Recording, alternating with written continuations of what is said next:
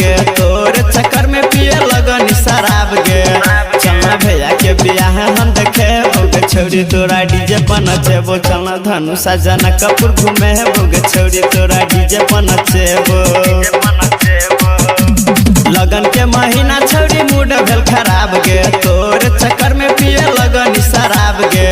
चलना भैया के बियाह हम देखे बोगे छोड़ी तोरा डीजे पर नचेबो। चलना धनु साजना कपूर घूमे बोगे छोड़ी तोरा डीजे पर नचेबो। Mithilanchal recording studio Kisanpur.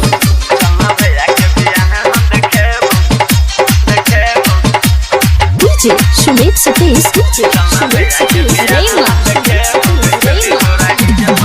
नाच के तू पैसा छोड़ी धले न एडवांस गए।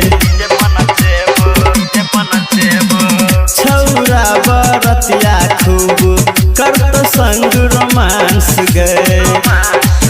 संगे बियरा दारू पिए बोगे छोड़ी तोरा डीजे पर नचेबो। चलना धनु साजना कपूर घूमे बोगे छोड़ी तोरा डीजे पर नचेबो।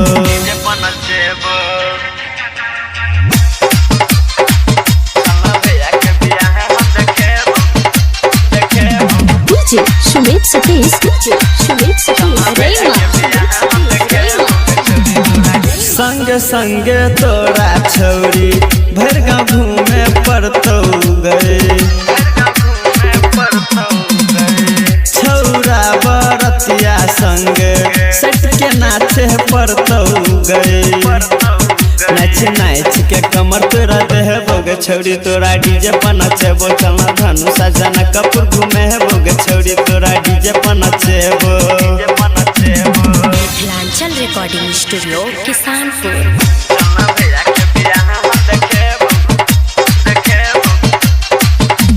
डीजे सुमित सतीश, सुमित सतीश रेमा। छौरा आनंद पप्पू के तू बाप छौरी सुन गए। दिपेश रंजित संगे तोरा मन तहानी मुन गए।